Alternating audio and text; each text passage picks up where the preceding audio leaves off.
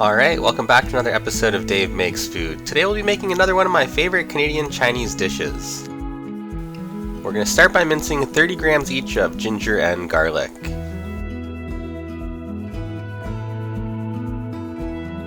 This recipe will make 4 portions. We want a pretty fine mince today because we want all the flavor to be quickly transferred into the sauce. That is the most important part of the dish by far. So the finer the mince, the better. Feel free to use a food processor to make your life easier. Next we'll chop 2 large green onions. These were 70 grams. We'll finally slice the white/light green parts and add them to the ginger and garlic. They'll all be added at the same time. And for the green parts, we'll give them our finest bias cut.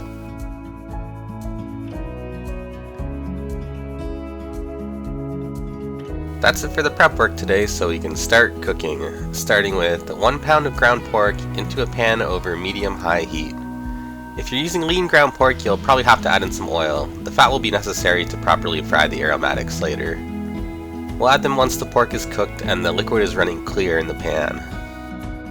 Fry for a couple minutes until it's fragrant, then we're going to add in a half cup of peas. These are optional, but I think they go well in the dish, which could use some vegetables in my opinion.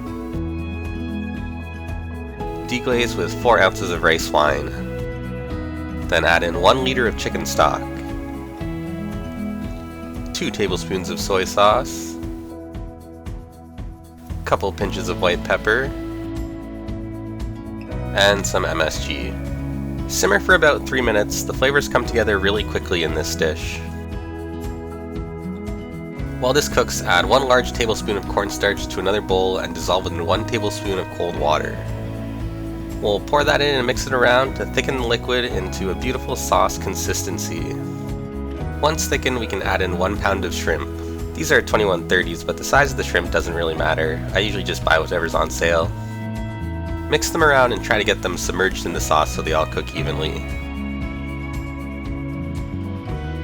While that happens, we're going to mix together 1 egg, 1 teaspoon of sesame oil, some salt, and white pepper. Then we're going to slowly pour it around the pan and let it cook in the sauce to finish off the dish.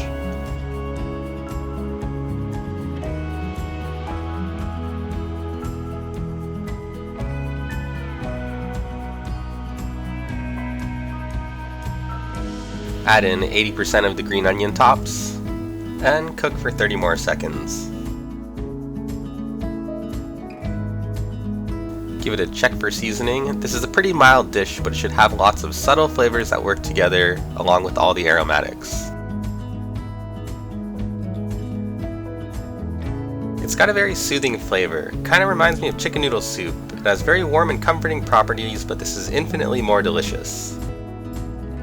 Garnish with the rest of the green onions and a few drops of sesame oil.